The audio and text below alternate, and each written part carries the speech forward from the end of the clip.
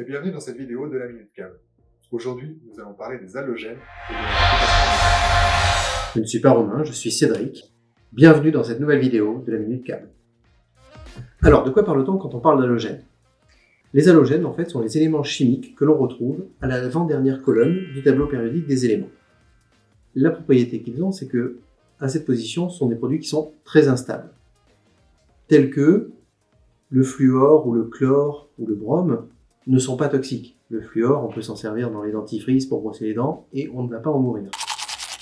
Cependant, dans le cadre d'un incendie, un câble qui contiendrait du chlore, par exemple, comme un câble en PVC, eh bien, s'il brûle, va se dégager du chlore dans l'atmosphère qui va s'associer à l'hydrogène et on va avoir de l'acide chlorhydrique.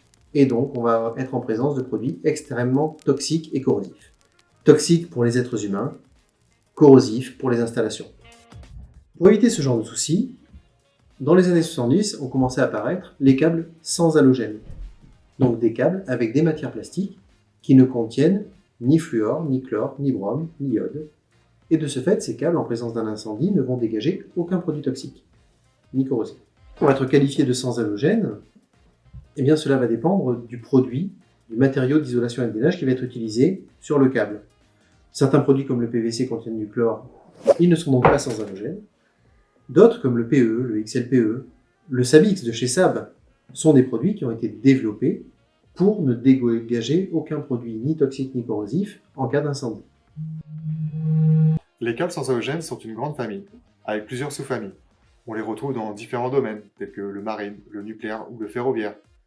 Chacun de ces domaines a ses propres contraintes, de toxicité, de dégagement de fumée, de comportement au feu. Parlons un peu vocabulaire.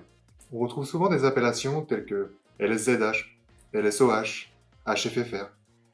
Bref, tout ça pour dire sans halogène. J'espère que cette nouvelle Minute Câble avec Cédric vous a plu. N'oubliez pas de mettre un pouce bleu et de nous mettre en commentaire les prochains sujets que vous aimeriez qu'on traite.